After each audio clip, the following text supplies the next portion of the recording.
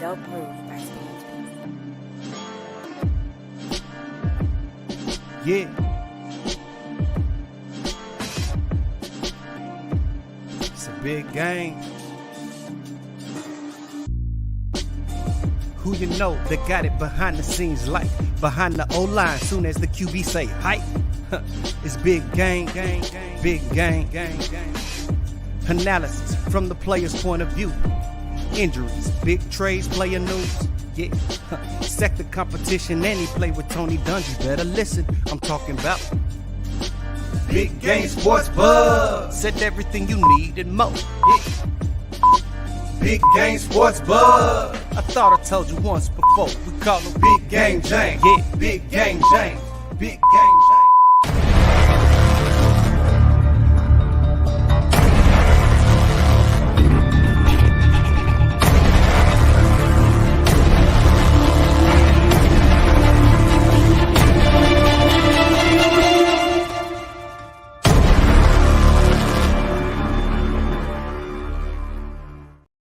What's going on, everybody? Welcome to another edition of Big Game Sports Buzz, where the sports fanatic and the pro athlete get together and talk about sports and everything around it. I am Jay Soggs, the Buff Nerd, and of course, I'm joined by the man, the myth, the legend, the reason why this podcast is called what it is, Big Game James. What up, dude? Stars, what's happening, man? What's happening? What's going on, bro? How you feeling, man? You know, I'm blessed, bro. I am very blessed. Happy to be here. Boy, this week in sports, like Thursday, I almost called. You know how you get that impromptu email from work, like the emergency meeting? Yeah. I was ready to do an emergency show. Like, it was too many good things or crazy things that happened this past weekend to wait till Thursday to talk about them. Because, like, I almost feel like we late. But at the same time, it's still news, still not really going to change, and it's still got to be talked about. But, you know, in a nutshell, I am excited to talk about this great slate that we have planned for the people, and For sure. you know, to see what they think as well, so they can leave those comments for us and follow along the whole 9 years arcs. Absolutely, absolutely, and make sure that you like, subscribe, and share this podcast with your friends, your loved ones, your frenemies, your enemies, all the people, and make sure that you can always hit that bell so you know when you can catch us and this great content that's going on at BGSC Network, Big Game Sports and Entertainment Network, where sports and entertainment collide. Listen, you can listen to us on your favorite podcast platform. And I say all this now because when we get to the end, I'm telling you, it's going to be crazy. But you can always listen to us on your favorite podcast platform, Spotify, Apple Podcasts, wherever we are there. Okay. So let's get to it. I know. Yo, Big Wallace, what's going on, man? Hey, listen, Wallace been riding with me. You know what I'm saying? Been riding with us for the past couple of weeks or so. Getting into the groove. Appreciate you coming through. I know Granddad's at some point gonna come in and say some old craziness like fire the cannons and all that other stuff, man. Hey, I am not here to hate. I'm not here to hate. Don't start with me. Don't start. I'm not here to hate. I'm here to talk sports. That's all I'm here to do. I hit the brakes because I'm here to hate. I'm gonna hate. I'm sure you are. That's what you do. Gonna be a little bit of hate. Come big game way. So y'all just be ready for it. It's okay. You know, that's why they call you Big Hate James. So look, man. Let's go ahead. Let's get into this. I know you're trying to find the button. You're trying to find the button. I got it already, bro. That's what's up. That's what's up. Let's go ahead. Let's get into the biggest headlines right now. We call this 4 Downs. Hit the button.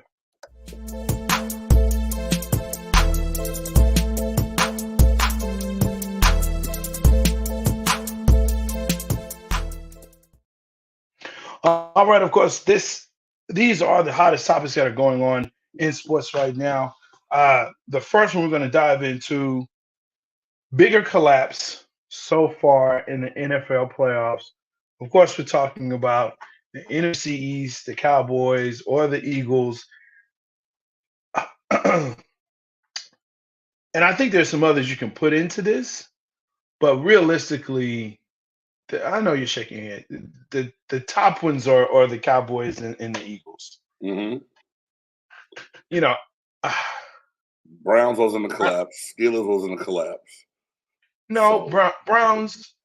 Yeah, hell, Joe Flacco got off the couch to try to come save the day. Come on now, Jay. Don't. But I think people still had the eye. They still saw him as Baltimore Flacco. I do. I think people still felt like he could sling the ball. He could do some things, and they saw him playing at a level in Cleveland that they really hadn't seen probably since Bernie Kosar. I mean, I'm just gonna be honest with you. Stop. Did you really just say Bernie Kosar? Oh, hell. Can you name another relevant Cleveland quarterback? Yeah, but I would just be making up names to make. I know you're making up. So, like I said, since Bernie Kosar, I know what I'm saying, and I'll back it up. But yeah, man, that's just been my whole piece with that is, it gets to a point of, if we talk playoffs, the bigger collapse, in my opinion, are the Cowboys in the playoffs. If we're talking the season, that's the E-Girls. That's my new one. I think you're right. So, Jay, like, before we really dive into the problems that lie upon your team, so much so that you wouldn't even wear your cap tonight. The Eagles' collapse started during the season. I mean, they started up 10-1, and I think won one of their last 6, something like that. So they're 10. But needless to say, that's a dysfunctional family right there. Mm-hmm. They got stuff going on internally, but you always warn or speak on what you worry about your Cowboys, and for them to get dismantled by the Green Bay Packers the way they did is the biggest collapse of both of these teams, especially of the playoffs for that first wild card round. I had Dallas getting to the NFC Championship game. Sure. I have no idea how and why it happened, or yes, I do, but at the same time, I didn't see it happening. But I think it says a lot of things. First and foremost, the people on TV, the only thing they wanted to talk about was Dallas stinking it up again in the playoffs. Right. But I think that honestly, we got to give a little bit of credit to the Green Bay Packers and Jordan Love and what they became. But Jay, in a million years,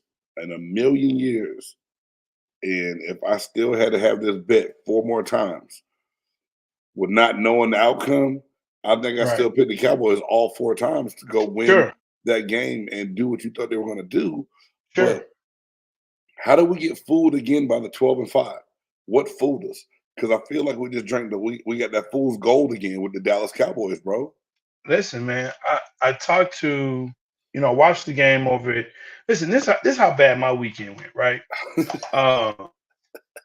And I've talked about this. Listen, my internet actually went out Thursday night, Friday morning. Went out. You hit us with a hotspot when we did the chop. I had you on a hotspot, right? Right. Saturday morning we did, or Saturday afternoon. That's how bad it was. Saturday morning, Saturday afternoon, chop shop. Hey, I had to do it on a hotspot from my phone and it didn't go well, right?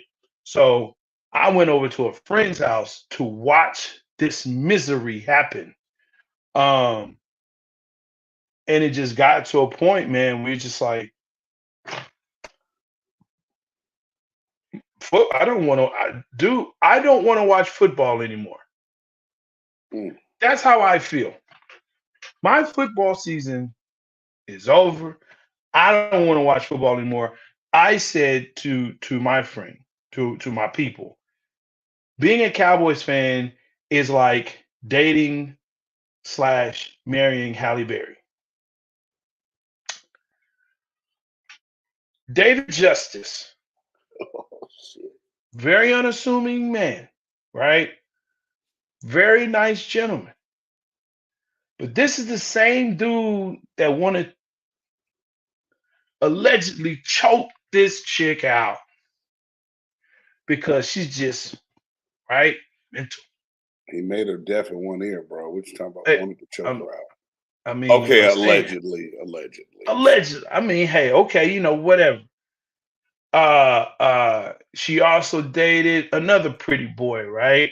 What was his name? Eric Benet, Eric, whatever. I think that's it, Eric Benet. Dude went crazy. On paper, beautiful, amazing. You just awestruck. And then when you get down to it, to the nitty gritty, no sir, it ain't no good, no good. And you're right, it's fool's gold, man. It shines brightly because it is the Dallas Cowboys. You have all these numbers, right? Number one in touchdowns, most yards and touchdowns and all that in his career, in his 8-year career, he's done all that. Defense, top 2-3 defense in the league. All that was crap. They made y'all one-dimensional, and Quinn didn't make no change with defense. Listen, what did I say, Wallace, on Cowboys cutting up? That dude has never been able to adjust. And I keep saying this. You lose a Super Bowl like he did, you don't recover. The franchise has not recovered since. They have not recovered since. And I think that's part of it too. Jay, y'all, the thing with the Dallas Cowboys, and you look at it, and I said this a long time ago, and I think this is the part that hits me more than Green Bay making adjustments on their defense to be able to slow Dallas up or stop them in the first half. And a lot of people say, well, they balled in the second half. No, man, Green Bay starts up. Fools start cutting tape off their wrist and not going in the game. Like, that shit was over, right? We spoke on this show several times and other shows that the Cowboys had a lot of players out of position and not playing in the right spot. Yeah. So here it is where you do a good job of creating turnovers, or your offense playing against a lesser defense, and the defense is always playing ahead. They never played from behind. And so once they got behind in this game, it really showed that Dan Quinn was inept and unable to make the adjustments to get the Cowboys back in the game. Michael Parsons cries and whines all the time on his podcast and everything else about why they always talking about us and why can't we get the respect. And there was an APB put out for Michael Parsons during that game on Saturday or something, whenever the hell they played. It was so bad. They whooped y'all's ass so bad. I forgot what day they beat y'all on. Saturday. Sunday, yeah. Night. Whatever it was. It was Dookie-licious. It was bad, bro. It was horrible. It was to a point where it's like, what is going on? Can they recover? Will they recover? And it's just like Dak's eyes and CeeDee Lamb's face on the sideline was just, whoa, bro. It was problems. There were problems going on that they just couldn't overcome. But they've got to get the right pieces in place. You can't have safeties playing linebacker and Aaron Jones like my size running the ball through the hole. Yes, I agree. And again, part of that is, and Swagoo said it right, man. Wagyu. Marcus Spears, Wagyu. But he said it right, man. He said, look, they keep talking about this is a championship caliber team. They got the pieces there. But the reality is they don't. When you have linebackers DBs who are playing linebackers at 160, 70, 80 pounds, trying to cover a tight end that has at least 50 pounds on you, you're not going to make it. And then, like you said, you have running backs that are 210, 225 barreling down on you. But the frustration that comes on for a team like this, and I'm even going to speak for the E-Girls. is the fact that you know you're better than this, but you just don't show up. Right? You just don't show up. Um, and it's become habitual. And I'm tired of the, 12, the three seasons of 12 games that you've won, but you don't win playoff games. Who cares? I mean, honestly, who cares? Who cares? I know people don't like to hear this, but here for a Cowboys fan, it's Super Bowl or bust. Division championships don't mean nothing as a fan. True. They don't. True. It's super. Once you've tasted that, once you've said, "Hey, and this is the same ownership that had the 3 Super Bowls." Once you've tasted that, how do you go back to say, "Hey, you know what? We're division champs." That doesn't. Who cares? Who cares? You got to win it. Now, Jay, I will admit that I've celebrated my team's division championship the last 3 years. Because listen, 2 years ago they did win the Super Bowl off of that as well. Yeah. But I mean, it's also, I think, also when you look at, and it's culture, and I get why people don't like Cowboys fans, right? There's some I don't care for either. I just don't. They're not realistic, and they don't, they're not realistic. But there is a point where it's, hey, look, it's Super Bowl or bust. When people talk about that and they say, oh, well, that's, you can't say that's what that is. That, for us, for a Cowboys fan, that's what it is. Gotcha. Especially for those that have lived through it. I know we got to go.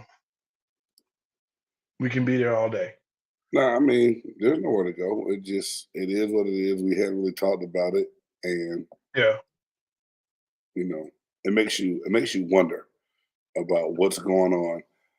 But that's a big collapse, and like I said, people who aren't even Cowboys fans really thought that this was the time of the year. I think that they would get over the hump and get going in the right direction to get kind of back to that Cowboys glory. Now, I have a lot of people talking a lot of trash to me about my my team being in a weaker conference and being horrible or whatever else. But at the same time, you play the games that are in front of you, and you win the ones that count.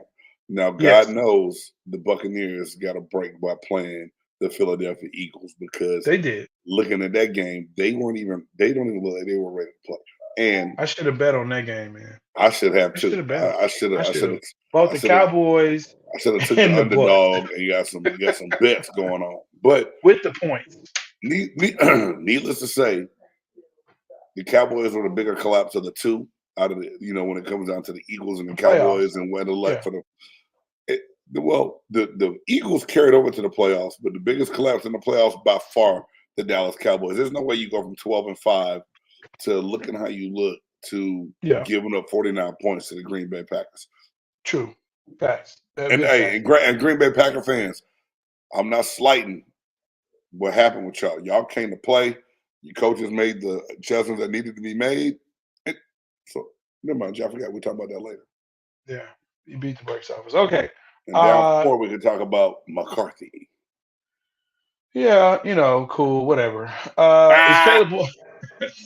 I told you, I don't watch football anymore. I'm done. Caleb Williams, easy, legit number 1 pick. I actually like this down. I do want to kind of talk about it, especially with what's going on in the news cycle right now, that Kingsbury has been mentioned as talking to he's been, he's talking to the Bears for an OC position. Interviewed for the OC job, supposedly. Right, interviewed about the interview, yeah. Yeah. So the question is, is Fields out and you bring in Kingsbury to coach up Williams and he'll be the number 1 overall pick? Or do they trade back and say, you know what? We're going to stay packed with our quarterback. We're going to build more around him, or build around him. I can't say more. Build around him.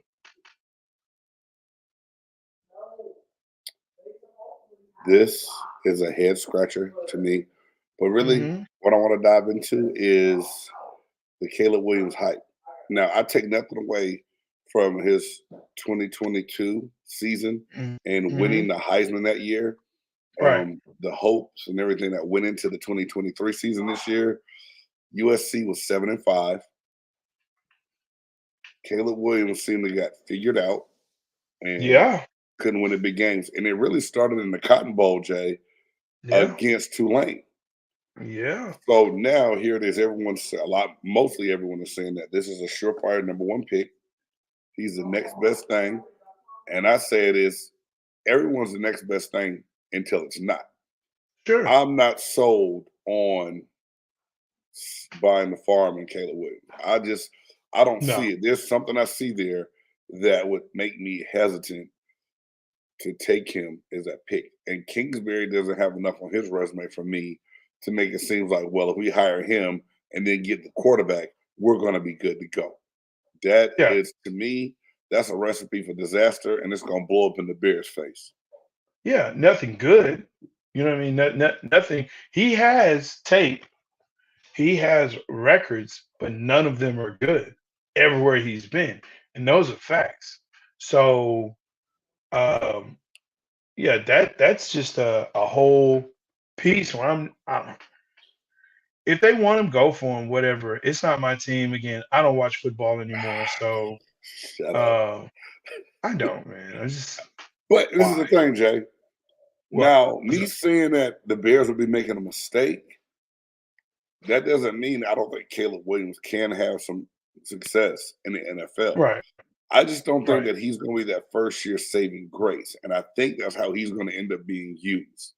I think whoever gets Caleb Williams early is going to need him to come in and be the guy right away. Yeah. Hey, That's Wallace, usually what I'm right happens. there with you, bro. I do not see it. I do not see him being that guy that's just like, woo, we got one now. Well, oh, hell yeah. I don't. I mean, you gotta look at I'm basically looking at, okay, you got New York Jets and Washington Commies, and say, okay, they're the ones that are going to try and jump up there, give up, some real estate to go up there and get Caleb Williams. I don't think Um, the Jets will. oh yeah, they have to. I think they They ride the have to. Aaron Rodgers train for a year and then get a quarterback after that. Well, but why not get him now? Put him on the bench behind Aaron to say, look, you learn from him as much as you can, and then we'll go from there. But because if you try to wait for what's coming after that, you may miss out on the Caleb Williams and the kid from Duke and all that. Yeah, Go but ahead, get him. you might get Tom Brady in the later round this year. Man, look, Tom Brady's an anomaly, bro. I mean, it's just the fact that Is he? Brock Purdy? yeah, Tom Brady was supposed to be like a first round pick when he came out. Like first round, second round pick. How did He he was drop in the, from he was in New first down to York. fourth? How did he drop from a first round pick to a 6th round pick? I'm just asking, bro. I mean, the reality was that I mean he's sitting in the green room, right? Not getting picked. So you don't get invited to New York thinking that you're gonna be, picked in the 6th round. So I think it was just the year that he came out, and then also what happened to Michigan ultimately, right? So I think it's a lot of factors in that, but listen, he's an anomaly. He's a once in a generation type of quarterback. Right. And I think when you look at other quarterbacks that teams try to say, hey, you know what, we can get our own Tom Brady. We're gonna go in the 4th round, in the 5th round, in the 6th round. Brock Purdy, everyone's making the same distinction about him and Brady, Mr. Relevant. And it's not really. I got you. It's the system. You go to the right coach for the right system that fits you, or they're able to put their system around what you're able to do. That's it. Okay. So That's it. do you think teams and people are panicking that, like Chicago, they passed on Patrick Mahomes and they got Mitchell Trubisky, and now it's biting them in the ass? So now, do you think those type of mistakes make people feel like they have to go get a Caleb Williams, because if he turns out to be that guy, it won't be that I told you so. I told you guys to get him. Yeah. I think that's part of it. And I think this is part of it. Brady just wanted more than your average QB because he had a chip on his shoulder, Wallace. Listen, and he said it in many interviews. He wrote down who passed on him and was like, okay, I'm going to make sure every time I see them, I'm going to whoop the crap out of him. Like you want to talk about Deion keeping receipts? Tom Brady kept receipts. Well, Jay, if that's the case, it was all 30. All 32. All of them. Well, it wasn't 32 at that time. I don't think the Texans were 30, yeah, so about 20, whatever it was. All 29. 29 of them. 31, yeah. Yeah, but he kept receipts. Man. So that's my whole thing today. Whatever, fool. Whatever, fool. But yeah, he's not. I think he's a legit number one based on this draft. Based on this draft, looking at the other quarterbacks and his arm talent and specs, his height, weight, arm strength, all of that puts him there. Now, everyone, will he do well? Depends on the team, depends on the system. Excuse me. Ryan Leaf was a number one overall pick. Ryan Leaf had a Heisman. You saw what happened to him. Ryan Leaf was a number one overall pick. He was number 2 in that draft. Oh, okay. I'm sorry. Peyton went number 1, and Ryan Leaf didn't win the Heisman.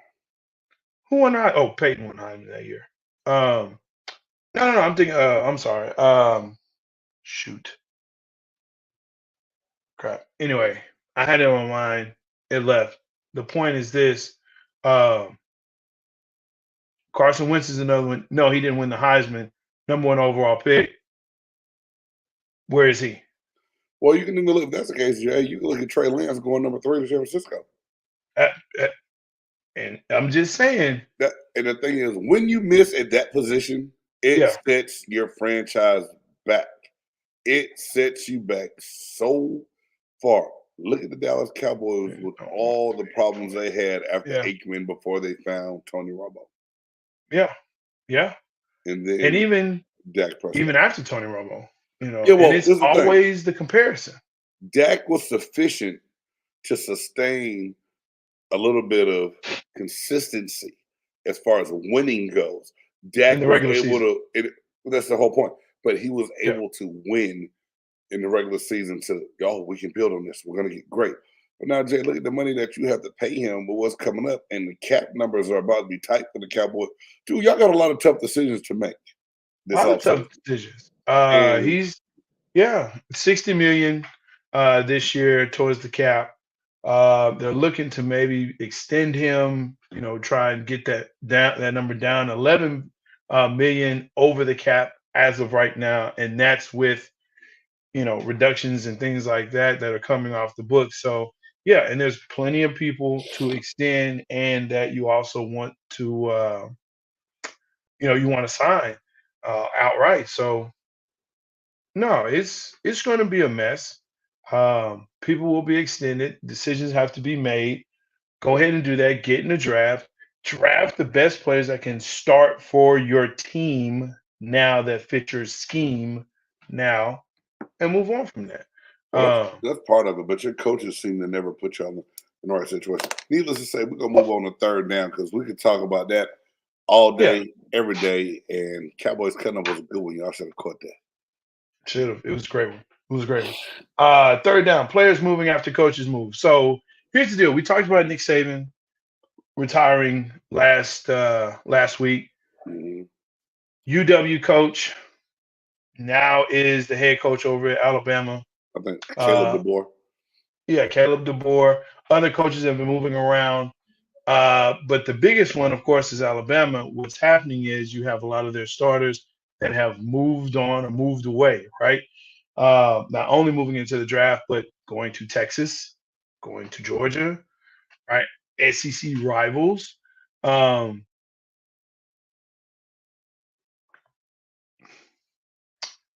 know the portal is now a part of the NCAA, just as NIL is now a part of the NCAA. I want to get your thoughts on when coaches move or move on, retire, players moving, your thoughts. Man, this whole thing, this thing is tough and crazy. It's like even to fathom it. Like I was still talking about it with people the other day. Like something happens in a blink of an eye. So, I talked on here a couple of weeks ago about a couple of my former students that sign an early signing day and they're early enrollees right now, right? Right. Well, here it is. One young man goes to a school. He said, his dad now talking about how he's gonna, talk to the quarterback, tell him when he's ready to work, do this, and that. He goes down, and then here it is. Just this week, that quarterback enters the portal and leaves, and they get another quarterback that's coming in from the University of Arizona. So here it is. As soon as you think you might be working with one person and playing with one person, they're up and gone, and someone else is coming in. Like I said, NCAA should have put limits and boundaries on this thing, I think, a long time ago, because kids at one point in time, Jay, were in bad situations to where if, I want to go to Buff Nerd University and Jabari Stoglin is the coach that recruits me there, and then he leaves and goes to another school, but yet now I'm stuck at that institution, it wasn't right. So something needed to give where the players could go have at least, I think, one chance to move and go somewhere else where they feel like they fit in and call it that. But now where it's almost limitless, it used to be one move. Now, I don't know. It's man, the rules just changed.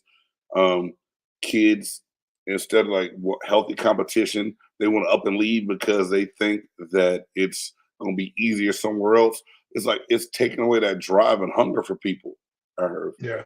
And I love what Wallace is saying here.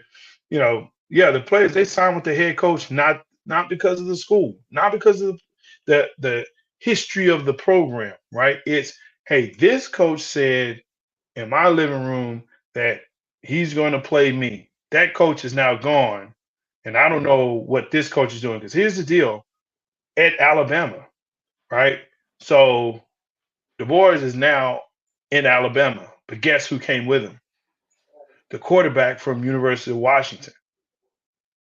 So now Muro, who was there, now has to make a decision. Does he stay or does he go? Yeah, but Jay, think about it. As a coach, you're coming in bringing your system. You want if your quarterback is ready to leave and come with you to go to the big time, to the mecca of college football, and he knows your system, you're going to bring him. Now, is that messed up for Jalen Milroe? Yeah, whatever. Yes, it is. Prove you can learn it and beat him out. Don't just run from the situation. But he will, because it's going to be easier somewhere else. And now one of those assistant coaches leaves from Alabama and gets another job. Then they're going to come poach the players that they helped bring into Alabama. I mean, it is what it is, dude. It's nonstop. It's crazy. To one thing you said a few seconds ago, you will have some players that still have a little bit of loyalty to certain schools. And that's because it's like sometimes it's like that bloodline, that legacy. Yeah. They have those legacy kid players now on the team. Right. And some people will be loyal to that school and go to that institution because maybe grandfather or father went there. And it'll happen. And they'll stay no matter, like, Satan himself might come coach. Like, God damn it. Right. I'm playing for Lucifer this year because I love my school. Yeah. But a lot of them that have no allegiance, or like you said, they get convinced by that coach wins them over, they're going to dip, man. And I don't blame them. The kids now are really taking advantage of the system that's in place for them. Yeah. Well, I totally agree with it. Hell no, because I think it makes it easy out. But at the same time, shit, I understand.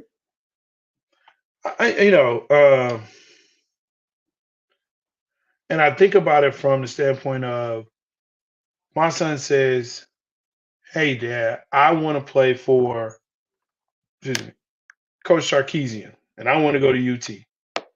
All right. Do you want to play for Sarkeesian? Or do you want to play for UT? Mm. What's important to you? Want to play for Coach? Okay. So we understand going in, it is about the coach. It's about Sarkeesian. So wherever he goes, if he gets another job, if he goes up to Penn State, he say, "Dad, I don't like the code." Hey, you said you wanted to play for Sarkeesian. He's in Penn State now. You going up to Pennsylvania. Good luck, Godspeed. We'll see you when you come down for the bowls. So you saying if your child commits to school because of the coach, that coach leaves, you're gonna make him enter the portal and go with him? I'm not gonna say that, but I mean like we just talked about. It's you have to ask those questions, I believe, of the kid, whether it's the parent. It should be the coach. Hey, are you here to play for me or play for the school? Now they're not gonna ask that. You know what the problem is? We're forgetting one of the most important questions. What is that? Are you here to play because our collective is bigger than everybody else's and you get even more money? That's one of the problems as well. That's one thing we're not talking about now. NIL is influencing what these kids do and where they go. And like I said, I got a couple of people that have told me that they will come on and talk about this, that have their own companies that work. And I got to work on getting this set up because we really got to get some clarity of how this game works and how it's changing the landscape of college football. Especially here it is. I have a sophomore that wants to play college football. So the way that I got recruited and did things, I got to throw all that shit out the window, Jay. I cannot rely on anything I did or what my experiences were because of what he might be faced with when it's time for him to, hopefully experience being recruited. It's crazy, Absolutely. dog. Absolutely. Wallace, for your comment, this is the new norm. I believe this is the new norm, especially now with the portal. The Pandora's box has been open, and it's hard to put that genie back in the bottle to say, okay, you know what? This is getting out of control. We're going to put, a stay on transfers because now it's, well, wait a minute. So I should have transferred last year? That's not fair. I waited. I should be able to transfer. So now I say, okay, this year, and that's it. And so then the other kid says, wait, this is my redshirt year. I want to be able to transfer in my year that I'm not redshirt. Okay, if you're not a redshirt, so you see, it's a snowball effect. And did you see Tua's brother just got denied his extra year of eligibility? And he tried to use a medical reason to get like another medical red shirt. And I think it's because he wanted another year because the draft stock's not what he thought it was going to be. Exactly. Man, shit's beyond cray. It is cray. Hey, let's go ahead and let's get into this fourth down. I have one, but it sounds like you want to touch on something. No, I'm not tripping, man. Hit yours up. Okay. We talked about McCarthy staying on in Dallas. Tomlin is also staying on in Pittsburgh. Now, when asked about his future after the game, and let me say this, I think that's the dumbest time to ask a person about their future after they've lost the game. Like, it's dumb. You're emotional. These men are emotional. Well, do you think you're coming back? Do you think that the owner? Yeah, I would have walked off too. NIL is just football, soft sports. Yeah. No, he's not worth $4 million. The thing about it, we know Bronny got that deal he got because he's LeBron James' son. Because his dad. And it kept him home in Southern California. I mean, yeah, it's all. And the biggest problem, and I know we're going to talk about this last down. One of the biggest problems is if you ask these kids that are just jumping in the portal, we're not even talking about the ones that's not getting picked up and signed. So many kids leave some opportunities they had to not get signed. And the one good thing the portal has done for some of these smaller school kids is like they go to a North Dakota State and then they might get picked up by University of Washington. You know what I'm saying? It's helped some kids move up the bigger who may have not got recruited by the bigger schools, but yet at the same time, what does that do to those smaller programs? It's a domino effect that tears up every damn thing. But to the point of Mike Tomlin, Jay, did you see the way he was like? He said, "Right, hey, you know, hey, he turned all the way around, like you saw shoulders and profile, dog. He's like, yeah, I'm exiting stage left real quick. F all this." I don't think it's a big deal that he stays. I think the speculation was something needed to be different in Pittsburgh because of how it was getting, that he was a little frustrated. But at the same time, you think about how Pittsburgh's had success under the coaches that they had with all these long tenures. I think he just needs help in certain places. And again, 17 seasons. Yeah, it comes down to missing on quarterbacks. It looks like Kenny Pickett is not going to be the guy they thought he was, getting them when they did. They got to kind of, and when that happens, you got to start over, getting injuries on the defensive side of the ball. Mike Tomlin has the right what's the word I want to use? He's created a culture, but now with some of the younger guys, he's going to have to curb that a little bit because they haven't earned the right to act the way some of the older guys on that team has. And that's what's got to get fixed. And that's something that Ryan Clark brought up and spoke on about, kind of what goes on in Pittsburgh and how Mike is. And he'll change some things and he'll be better. But this is one thing I know about Mike Tomlin is if his heart wasn't all the way in it, if he didn't think that he could get the job done, he would not have remained on that staff. He would not be agreeing to come back for another year. So with that going on, Mike Tomlin has it in his heart to go on and be the best coach he can be for the Pittsburgh Steelers and to try to win. Dude, that's the hardest division in football right now. It is. AFC North is. Y'all can argue. People can try to argue them if they want. All four teams have winning records. Yeah. It's tough. It's a tough division. Hey, I appreciate that like. Man, I tell you what, that walk-off, I know what Mike Tomlin was saying, though. And that's a fact. We gotta go. Hey. Come on. Hit the button. What did he say, my dude? Shut it. Oh, hell no. Oh, hell no. Oh, hell no. Oh, hell no. Oh, hell no. Oh, hell no. Oh, hell no. That's right. This is the segment that everyone loves to love and some hate to hate. This is the oh, hell no segment. This is where we see things that happen in sports and sometimes in the culture that makes us say, oh, hell no. I love yours. I'm going to let you go first. I got one, though. Okay. I'm going to let you go first on yours because I was going to pick this too. Jay, I try to get my Buccaneers news. I like to get I get my Buccaneers news on Twitter or different people tagging me in certain things to kind of help me out. Being that I'm in Texas and they don't give me a lot of love from my Florida team here, right? So Coach Todd Bowles' press conference on Tuesday, getting ready, answering questions from the media about the upcoming game against the Detroit Lions. Reporter says, Coach, the weather in Detroit is very cold and blistering this week, and it's supposed to be 13 degrees next week this week when y'all play them.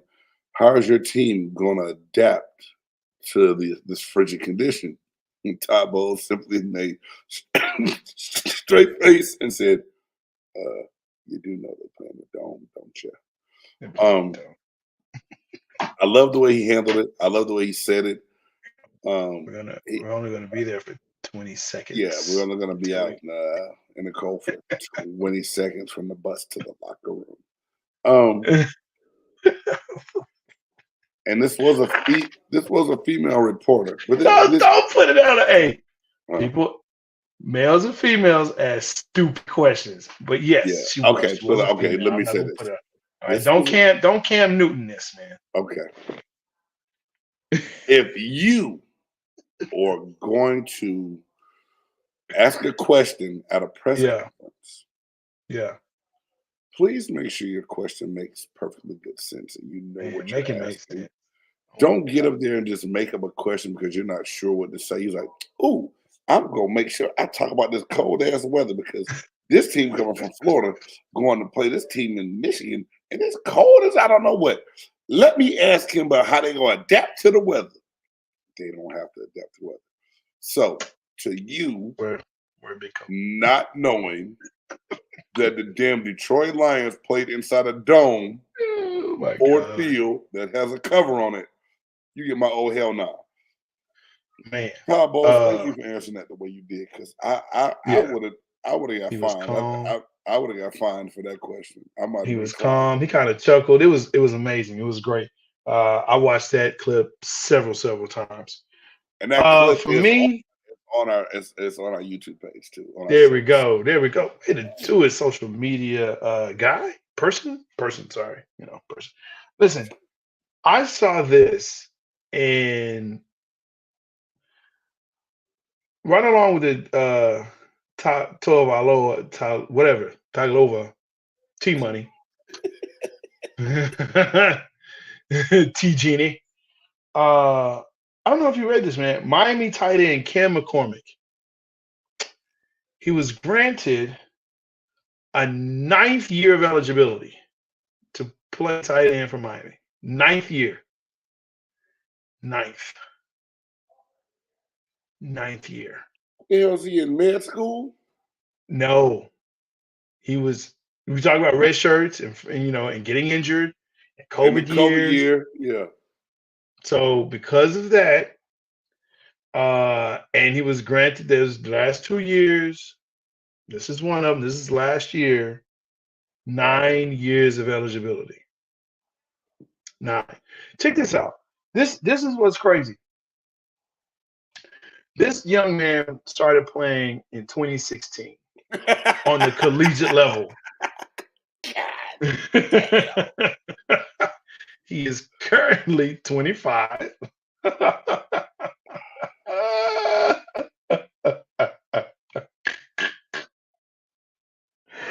I'm trying to keep it together, but oh my gosh.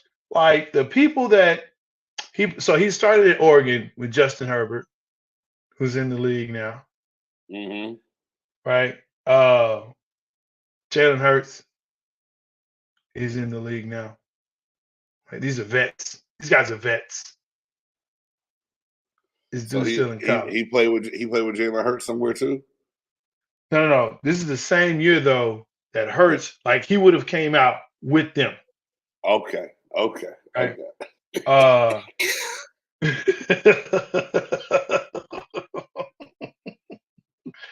And his final quote, when he talks about, and I quote, "I feel like my journey helped those out that have had to experience that.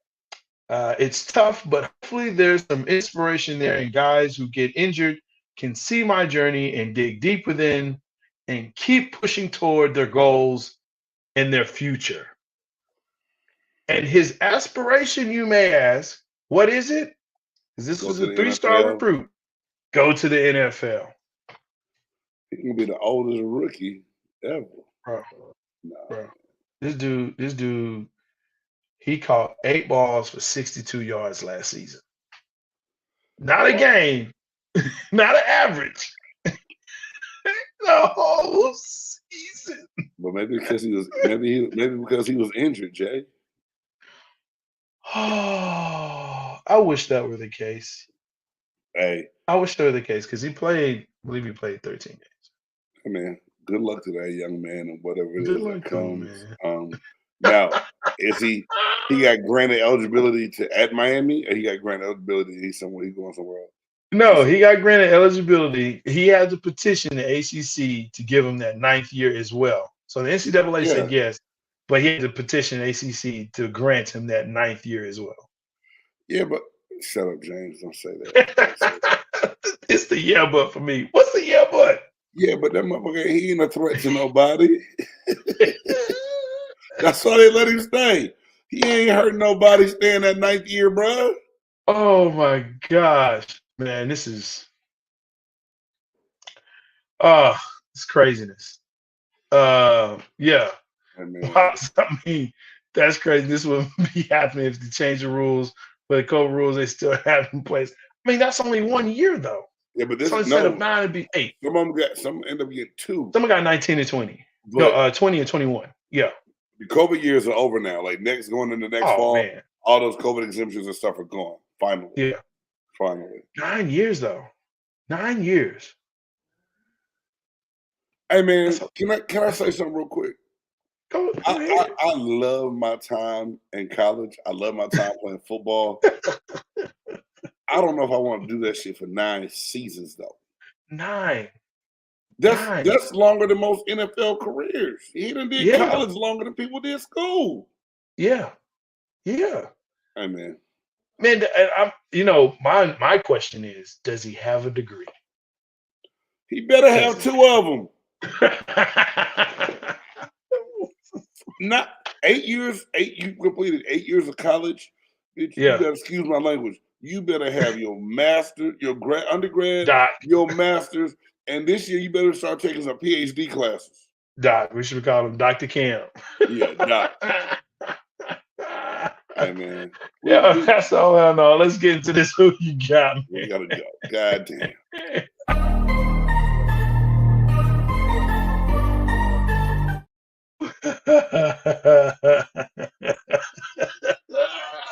Where did you find that, dog? Bro, that's what I do, man. That's what I do. That's why they call me Buff Nerd. I scour. If you can get paid now, it's a bit, Hey, Wallace, I had somebody reach out to me and said, James, you couldn't hate this.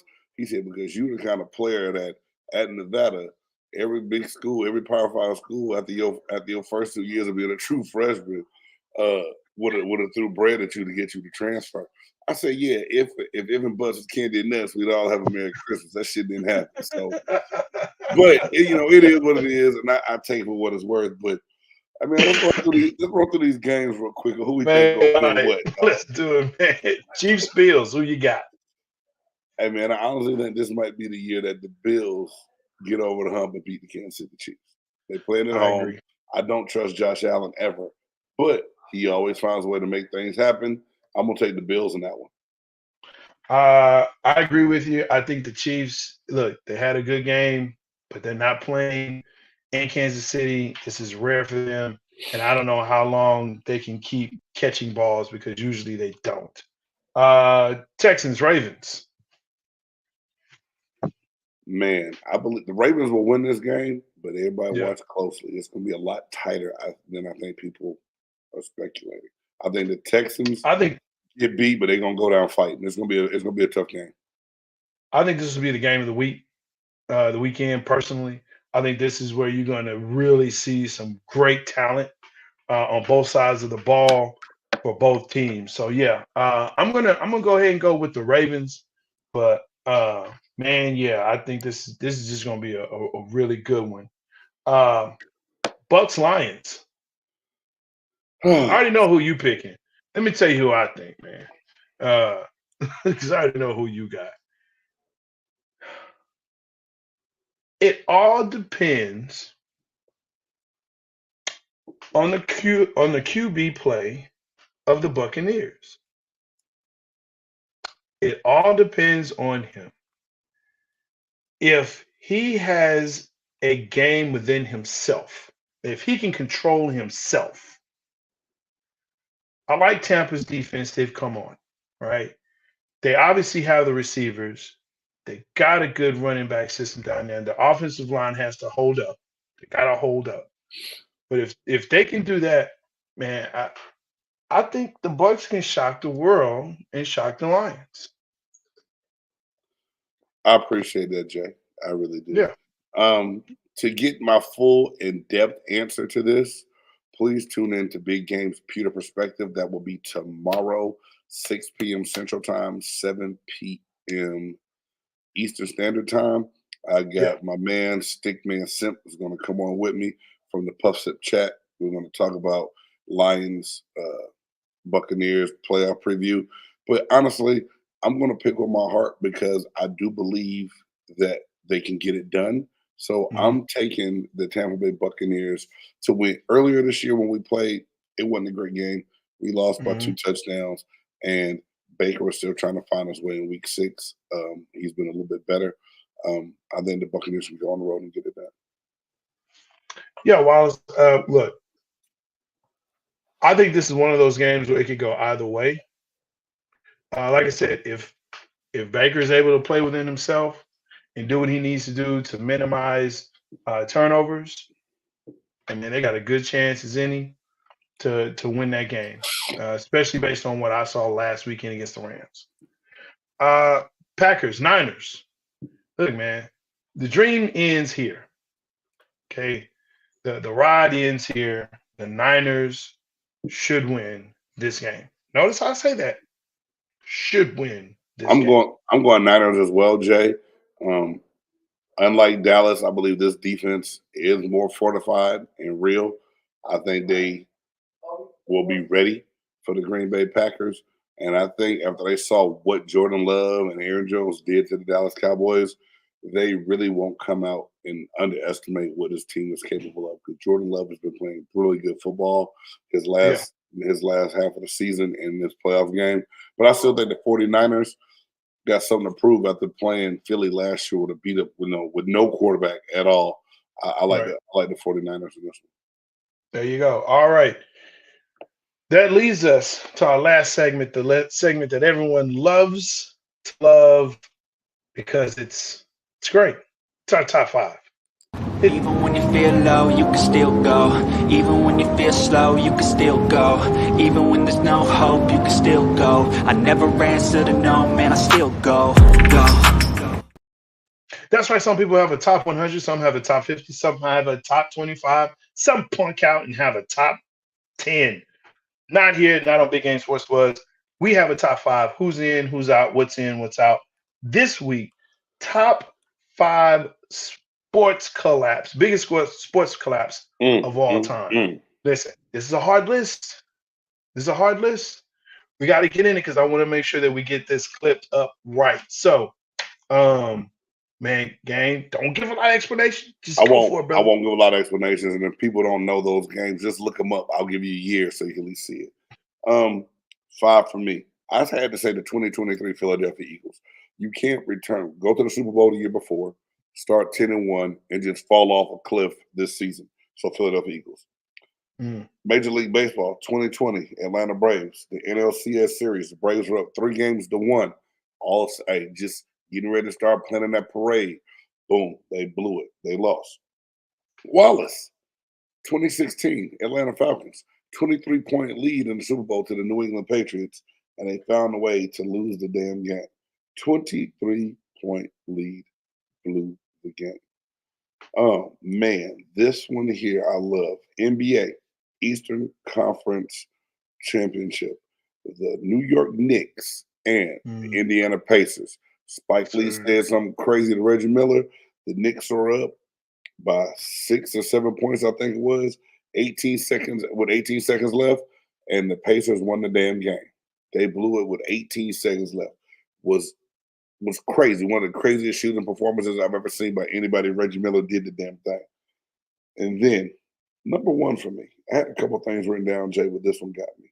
1992, AFC wildcard game. The Houston Oilers and the Buffalo Bills. Yeah. Houston was up 35-3. Yeah. And lost the game. They lost it. Hey, those are great ones. Because you put 2 of them on there. Yeah, everybody blames Clint stubbornness. The 2 of the ones that I have, the Atlanta Falcons Super Bowl, and of course Reggie Miller with book artist. Man, 8 points in 9 seconds. Crazy. And Starks missed 2 free throws. I'm going to say Warriors against the LeBron Cavs and Kyrie, down 3-1. They come back, win it all. Game 7. Man, that's crazy. Biggest collapse, I believe, is right there. Rory McIlroy, Masters 2011. Young, fresh-faced Rory, right? He was actually it was the last day. He was first going into the turn at Augusta ends up 15th. Man, come on. You know what I'm saying? I believe it was 6 shots over 3 holes, right? So in 3 holes, 6 shots, double bogeys. This hits home for me. 2011 Rangers versus the Cardinals, man. Listen, when you're down, all you got to do is to strike them out. Just one strike. Not once, but twice. They were up 3-2 in this series. Up 3-2, lost it. My last one, man. Look, 2004, New York Yankees, ALCS, they're up 3-0. Listen, I don't root for Boston, but gosh darn it, I did then, man. I was a Red Sox fan at that point. You know what I'm saying? They beat them. They come back 4 straight, beat the Yankees. They go on to win the championship. How awesome is that? That's all I got, man. So, I am Jay Soggs, the Buff Nerd. Thank you for tuning in. Make sure that you like, subscribe, and share this podcast. Let's go. Hey, man. Appreciate y'all. Until next time. Peace.